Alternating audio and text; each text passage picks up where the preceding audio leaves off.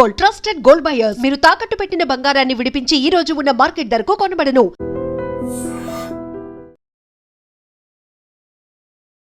చెర్లపల్లిలో 28వ తారీఖున విజయారెడ్డి తన ఇద్దరు పిల్లలతో కలిసి సూసైడ్ చేసుకున్నటువంటి ఘటనకు సంబంధించిన కేసు ఇంకా దర్యాప్తులో ఉంది. కేసుకి సంబంధించి ఇంకా ఎట్లాంటి ఇన్ఫర్మేషన్ అయితే పోలీసులు రాబట్టలేదని చెప్పొచ్చు. ఎందుకంటే ఫ్యామిలీ మెంబర్స్ అందరూ కూడా అక్కడే ఉన్నారు. ఫ్యామిలీ మెంబర్స్కి ఎవరిని అడిగినా సరే అసలు ఆమెకి ఫైనాన్షియల్ ప్రాబ్లం లేదు, ఎవరితోని గొడవలు లేదు, ఆమె ఫ్యామిలీ ఆమె హ్యాపీగా ఉంది. అసలు ఎట్లాంటి ఇన్ఫర్మేషన్ ఆర్ క్లూ ఈ ఫ్యామిలీ మెంబర్స్ దగ్గర నుంచి ఎక్కడ కూడా రాలేదు. ఈమె ఇద్దరి పిల్లల్ని, inter first year second year చదువుతున్నటువంటి ఇద్దరి పిల్లల్ని సాయంత్రం పూట 4-5 గంటలకు వాళ్ళ హాస్టల్లో ఉంటారు కాబట్టి ఆ హాస్టల్కి వెళ్ళి వాళ్ళని పిక్ చేసుకున్న సందర్భంలో హాస్టల్లో కూడా మా రిలేటివ్కి బాగాలేదు, నేను తీసుకెళ్ళిపోతున్నాను మా పిల్లల్ని అని చెప్పి తీసుకొచ్చింది. మదరే వచ్చి తీసుకెళ్తే ఎవరైనా యాక్సెప్ట్ చేస్తారు. సో తీసుకెళ్ళిపోతుంటే కూడా పెద్దగా అబ్జెక్షన్ ఏం లేదు. వాళ్ళిద్దరు పిల్లల్ని పిక్ చేసుకొని తీసుకొని వచ్చింది. సొంతంగా కార్ని డ్రైవ్ చేస్తూ పిల్లలతో పాటు ఆమె దగ్గర 8 గంటలు ప్రయాణం చేసింది. అంటే 8 గంటలు వాళ్ళు ముగ్గురు కూడా కలిసే ఉన్నారు. ఈ 8 గంటలు ఏం జరుగుంటుంది, వీళ్ళు ఎక్కడెక్కడ తిరిగారు అనేది కూడా పూర్తి స్థాయిలో ఇప్పుడు విజయారెడ్డి ఇంట్లో నుంచి స్టార్ట్ అయిన దగ్గర నుంచి వాళ్ళ పిల్లల్ని పిక్ చేసుకొని ఎక్కడెక్కడ ఆగారు, ఎక్కడెక్కడికి వెళ్ళారు అనేది ఇప్పుడు సీసీ కెమెరాని పూర్తి స్థాయిలో దర్యాప్తులో భాగం చేశారు. దానికి సంబంధించిన ఇన్వెస్టిగేషన్ చాలా సీరియస్గా జరుగుతోంది. ఇప్పుడు విజయారెడ్డి ఎవరినైనా కలిసిందా, మధ్యలో ఎక్కడైనా ఆగారా, వీళ్ళని ఎవరినైనా మీట్ అయ్యారా, ఈ కోణంలో కూడా పూర్తి స్థాయిలో సీసీ కెమెరాని ఫుటేజ్ తీసుకొని దర్యాప్తు అయితే చేస్తున్నారు. ఇంకోటి విజయారెడ్డి వాడినటువంటి ఫోన్, అట్లాగే పిల్లలు వాడినటువంటి ఫోన్స్, ఈ 3 కూడా కీలక ఆధారాలుగా భావిస్తున్నారు. ఎందుకంటే పిల్లలని ఎవరైనా హెరాస్ చేస్తున్నారా, పిల్లలకు ఏదైనా ఎక్కడైనా పిల్లలకు సంబంధించిన ఇష్యూ ఏమైనా ఉందా, అట్లాగే విజయారెడ్డికి సంబంధించిన ఫోన్ని కూడా పూర్తి స్థాయిలో దర్యాప్తు చేస్తూ ఉన్నారు. ఎందుకంటే విజయారెడ్డి ఫోన్ ఇప్పుడు కీలకంగా మారుతోంది ఈ కేసులో. ఈమె ఎవరితోనైనా మాట్లాడిందా, ఈ ఫోన్లో ఏముండొచ్చు, అట్లాగే ఆమె ఆఫీస్ కోసమని వాడుతున్నటువంటి ల్యాప్టాప్ కూడా చాలా కీలకంగా మారిపోతుంది. ఎందుకంటే ఈమె సాఫ్ట్వేర్ ఎంప్లాయ్ అనగానే స్ట్రెస్ఫుల్ జాబ్ అనేది మనందరికీ తెలుసు, వెరీ కామన్గా సాఫ్ట్వేర్ ఎంప్లాయీసే చెప్తూ ఉంటారు. మరి ఆఫీస్లో ఏదైనా జరిగిందా, ఆఫీస్లో ఏమైనా ఇష్యూ ఉందా అనే కోణంలో కూడా పూర్తి స్థాయిలో దర్యాప్తు అయితే చేస్తున్నారు పోలీసులు. సో ఇవి మెయిన్ క్లూస్. ఒకటి, సీసీ కెమెరా ఫుటేజ్ 8 గంటల పాటు పిల్లలతోని ట్రావెల్ చేసింది కాబట్టి సీసీ ఫుటేజ్ కీలకం. దాని తర్వాత సెల్ ఫోన్స్, వీళ్ళు ముగ్గురు వాడినటువంటి సెల్ ఫోన్స్, ఎవరెవరు ఎక్కడి నుంచి కాల్ చేశారు ఏంటి అనేది కూడా పూర్తి స్థాయిలో దర్యాప్తులో భాగంగా చాలా సీరియస్గా ఇన్వెస్టిగేషన్ చేస్తూ ఉన్నారు. అట్లాగే ఆమె ల్యాప్టాప్, దెన్ ఈమె వర్క్ చేసినటువంటి ప్లేస్ ఏదైతే ఉంటుందో అక్కడ ఫ్రీక్వెంట్గా మాట్లాడుతున్న ఎంప్లాయీస్ దగ్గర నుంచి కూడా పూర్తిగా క్వశ్చన్ చేస్తున్నారు పోలీసులు. ఎందుకంటే ఎట్లాంటి క్లూ లేకుండా వాళ్ళ రిలేటివ్స్లో వాళ్ళ హస్బెండ్తోని ఎట్లాంటి ఇష్యూ లేదు, వాళ్ళ అత్తమామలతో ఎట్లాంటి ఇష్యూ లేదు, అండ్ ఇప్పుడు విజయారెడ్డి ఎవరైతే ఉన్నారో వాళ్ళ మదర్ ఆమెతో పాటే ఉంటుంది. సో ఆమెకు కూడా ఎట్లాంటి క్లూ లేదు. పోనీ ఫోన్ కాల్స్లో ఏదైనా బాధపడుతూ ఇంకేదైనా ఎవరితోనైనా మాట్లాడిందా అంటే అది కూడా ఎక్కడ కనిపించట్లేదు. చాలా కూల్గా, ఆ రోజు మార్నింగ్ కూడా చాలా కూల్గా నార్మల్గానే కనిపించింది విజయారెడ్డి అని వాళ్ళ మదర్ చెప్తోంది. అట్లాగే ఆమె ఎవరితోనైతే వాళ్ళ బ్రదర్తో మాట్లాడిందో అతను కూడా ఎక్కడ కూడా అట్లా అనిపించలేదు మాకు, అసలు మేమే షాక్లో ఉన్నాం, అసలు ఏం జరిగింది ఈ టైంలోనే అనేది కూడా పూర్తి స్థాయిలో వాళ్ళు కూడా ఆశ్చర్యానికి గురవుతున్నటువంటి సిచ్యువేషన్ అయితే కనిపిస్తోంది. సో ఇవే ఇప్పుడు మెయిన్గా కీలకంగా మారబోతున్నాయి. ఆ తర్వాత విజయారెడ్డి ఇప్పుడు ఈ 8 గంటల్లో వాళ్ళ పిల్లల్ని ఎట్లా ఒప్పించింది, పిల్లలు ఎందుకు ఒప్పుకున్నారు? జనరల్లీ అయితే చిన్న పిల్లలు అయితే ఎవరైనా సరే అలా అమ్మతోని, అమ్మ ఏది చెప్తే అది వింటూ ఉంటారు. కొంతమంది హైపర్ యాక్టివ్ ఉంటారు, వాళ్ళు కూడా చేతులన్నీ విదిలించుకొని పారిపోయే అవకాశం కూడా ఉంటుంది. కానీ ఇక్కడ inter first year, inter second year చదువుతున్నటువంటి పిల్లలు, పెద్ద పిల్లలు, 18-19 ఇయర్స్ ఏజ్ ఉన్నటువంటి పిల్లలు, వాళ్ళు అసలు వాళ్ళ అమ్మని హత్తుకొని హక్ చేసుకొని చేతులు పట్టుకొని ఎట్లా ఉండగలుగుతున్నారు? చావుని ఎదురుగా చూస్తే కూడా అసలు ఏమాత్రం కూడా జంకకుండా ఎట్లా నిల్చోగలిగినరు అనేది కూడా పూర్తి స్థాయిలో దీని చుట్టే ఈ కేసు అంతా కూడా తిరుగుతున్నటువంటి పరిస్థితి అయితే కనిపిస్తోంది. ఇంకోటి ఏంటంటే 28వ తారీఖున యాక్చువల్లీ విజయారెడ్డి అట్లాగే సురేందర్ వాళ్ళ హస్బెండ్ వాళ్ళ మ్యారేజ్ రోజు అన్నటువంటి మాట చెప్తున్నారు. దానికంటే జస్ట్ ఒక 2 days ముందు సోషల్ మీడియాలో ఒక ప్రచారం జరుగుతోంది. వాళ్ళ పెట్ డాగ్ చనిపోయింది, ఆ డిప్రెషన్లో ఉంది విజయారెడ్డి, వీళ్ళందరూ కూడా డిప్రెషన్లో ఉన్నారు అని సోషల్ మీడియాలో ఒక ప్రచారం అయితే జరుగుతోంది. సరే, పెట్ డాగ్ చనిపోయింది, అదైతే వాస్తవం. కానీ పెట్ డాగ్ చనిపోతే మరీ ఇంత భయంకరంగా ఇంత పెద్ద డిసిషన్ తీసుకుంటారా? ఇది అతిపెద్ద చర్చ. Just 2 days before pet dog చనిపోయింది. 28వ తారీఖున వాళ్ళు సూసైడ్ చేసుకున్నటువంటి రోజు ఏదైతే ఉందో ఆ రోజు వీళ్ళ మ్యారేజ్ డే, ఆ రోజు కూడా చాలా కూల్గా మాట్లాడింది అన్నటువంటి మాట వాళ్ళ హస్బెండ్ కూడా చెప్తున్నారు. పాపం ఆయన నోట్లకెళ్ళి మాట కూడా వెళ్తలేడు, ఆయన పూర్తి స్థాయిలో షాక్లో ఉండిపోయిండు, దగ్గర కూడా లేడు. ఇప్పుడు ఫ్యామిలీ మొత్తం కొలాప్స్ అయిపోయినటువంటి పరిస్థితి.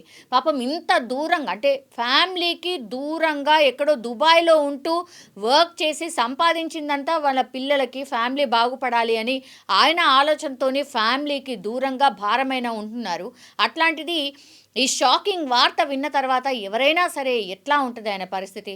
అత్యంత దారుణంగా ఉంది. పాపం ఆయనను చూస్తే కూడా ఎట్లనో అనిపిస్తోంది. అది ఒక కోణం. దాని తర్వాత 28వ తారీఖున వీళ్ళ మ్యారేజ్ డే.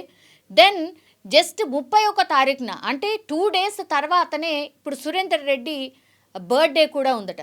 మీరు చూడండి, ఇంత ఒకటేమో పెట్ డాగ్ చనిపోతుంది 2 రోజుల క్రితం, 28వ తారీఖునేమో మ్యారేజ్ డే ఉంటుంది, అదే రోజు సూసైడ్ చేసుకుంటారు. జస్ట్ 2 days తర్వాత వాళ్ళ హస్బెండ్ది బర్త్డే ఉంటుంది. మరి ఈ మధ్యకాలంలో ఏం జరుగుంటుంది? పెద్ద మిస్టరీగా మారిపోయింది. అన్ని కోణాల్లో మేము దర్యాప్తు చేస్తున్నాం, ఏ క్లూని కూడా మేము వదిలిపెట్టమని పోలీసులు చెప్తున్నప్పటికీ కూడా అసలు ఇంత పెద్ద డిసిషన్ ఈమె ఎలా తీసుకోగలిగింది? అండ్ ఇంకోటి పెద్ద చర్చ ఏంటి అని అంటే అసలు పిల్లల్ని ఏం చెప్పి ఒప్పించింది? సూసైడ్ నోట్లో ఏమన్నా ఉందా అంటే అందులో కూడా ఏం లేదు.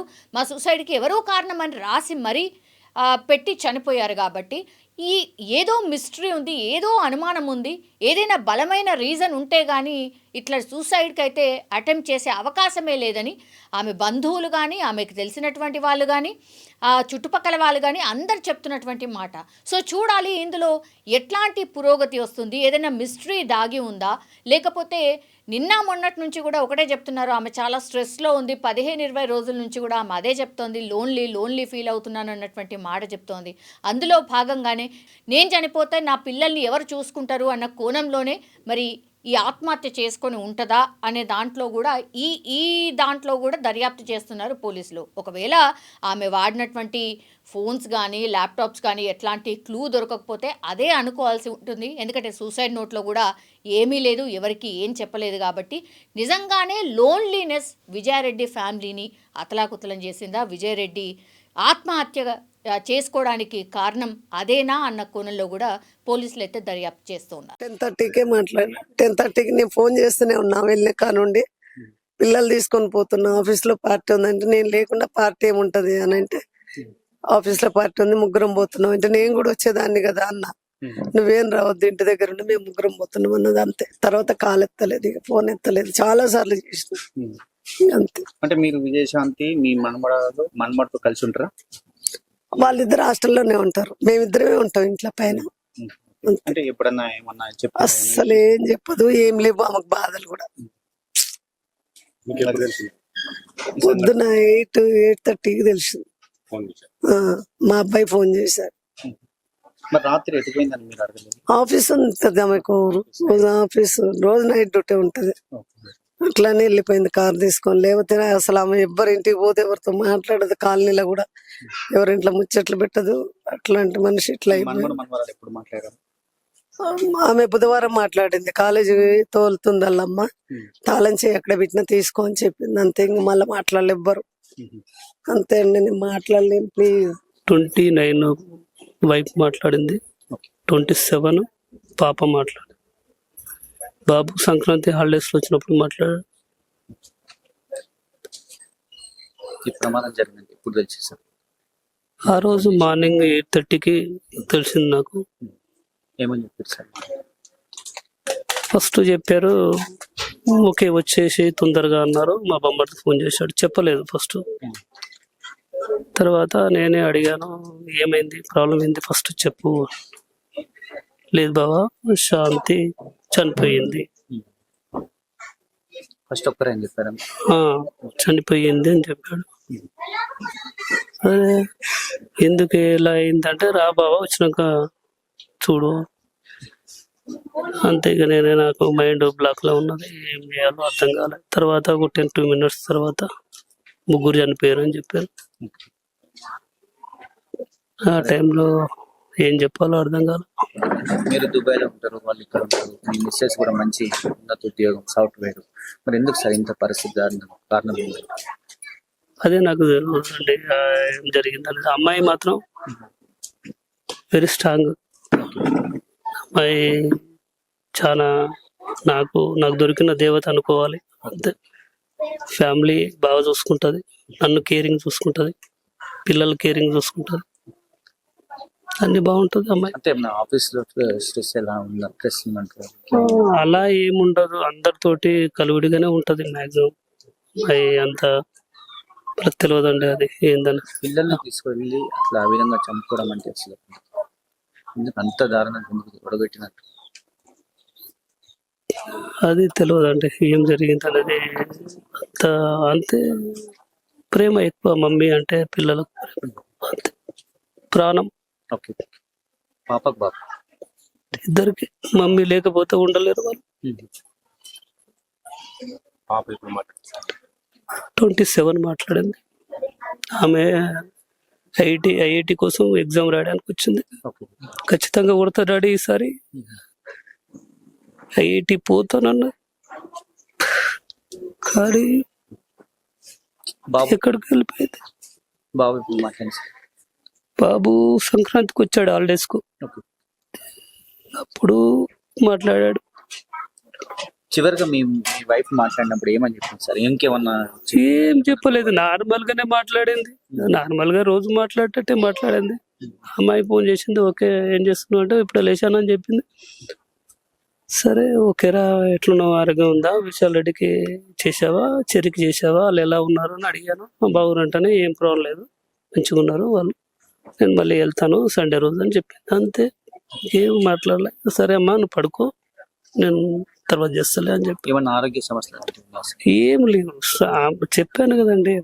అమ్మాయి వెరీ స్ట్రాంగ్. అమ్మాయి ఎటువంటి ప్రాబ్లమ్స్ హెల్త్ వైజ్ గా లేవు అమ్మాయికి. ఏ టాబ్లెట్ వాడదు, ఏం వాడదు. అలా ఈ వార్త తెలిసినాక ఇక్కడికి వచ్చాక చూశాక గుండె అయిపోయిందండి. ఎందుకు అంటే ఒక్కరు ప్రేమ ప్రేమ అంత కేరింగ్ చూసుకునేది నా వైఫ్. పిల్లలు మా చెర్రి, నా తల్లి, చిట్టు తల్లి, మా అబ్బాయి విశాల్ రెడ్డి, చెర్రీ అంటే చేతన రెడ్డి, ముద్దుగా చెర్రి అంటారు. కానీ జీవితంలో నాకు వదిలిపెట్టి వెళ్ళిపోయారు అందరు. నేను ఎవరు ఇష్టపడ్డానో వాళ్ళే లేరు. అంతే, అంతేనండి. అది బాధగా నేను ఏం కనపడతలే నాకు టీచర్. హరితవన కాలనీ ప్రెసిడెంట్ నేను. ఇక్కడ ఈరోజు సూసైడ్ జరిగింది చెల్లపల్లిలో.